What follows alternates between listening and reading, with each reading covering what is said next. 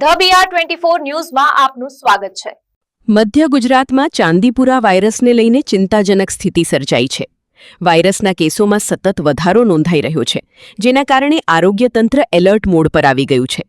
પંચમહાલ જિલ્લામાં અત્યાર સુધીમાં ચાંદીપુરા વાયરસના કારણે 4 માસૂમ બાળકોના મોત નોંધાયા હોવાનું સામે આવ્યું છે, જ્યારે પંચમહાલ અને દાહોદ જિલ્લામાં સૌથી વધુ બાળ દર્દીઓ નોંધાતા સ્થાનિકોમાં પણ ચિંતા વ્યાપી છે।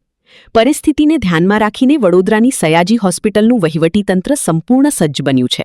સંભવિત દર્દીઓને સમયસર સારવાર મળી રહે તે માટે પીડિયાટ્રિક વિભાગમાં ખાસ 70 વેન્ટિલેટર બેડની વ્યવસ્થા કરવામાં આવી છે।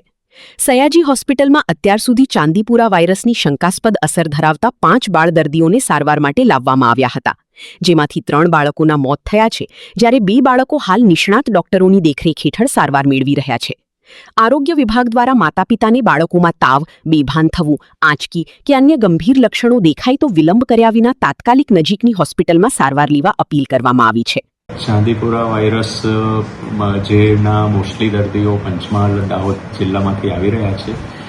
SSG હોસ્પિટલ ખાતે અત્યાર સુધીમાં કુલ 5 દર્દીઓ આવેલા, જે પૈકી 2 દર્દીઓના રિપોર્ટ પોઝિટિવ હતા અને 3 દર્દીઓના રિપોર્ટ જે વેઇટિંગમાં છે। કેટલા મૃત્યુ થયા છે અત્યારે?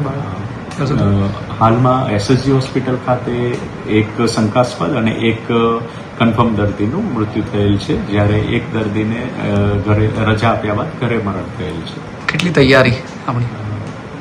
SSG હોસ્પિટલનો બાળરોગ વિભાગ આ માટે સંપૂર્ણ સજ્જ છે। અહીંયા પૂરતી સંખ્યામાં અમારા બાળરોગ નિષ્ણાત ઉપલબ્ધ છે, રેસિડેન્ટ ડોક્ટર્સ ઉપલબ્ધ છે, મેડિકલ ઓફિસર્સ ઉપલબ્ધ છે, પેરામેડિકલ સ્ટાફ પણ જરૂરી સંખ્યામાં ઉપલબ્ધ છે। લક્ષણો શું છે આના?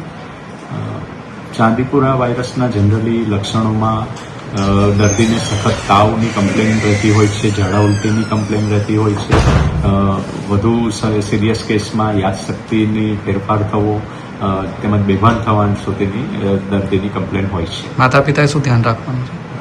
માતા પિતાને એટલું જ કહીશ કે સ્વચ્છતા જાળવે, માખીનો ઉપદ્રવ ઘટાડે અને આવા કંઈ પણ લક્ષણ જણાય તો નજીકના આરોગ્ય કેન્દ્રનો તરત સંપર્ક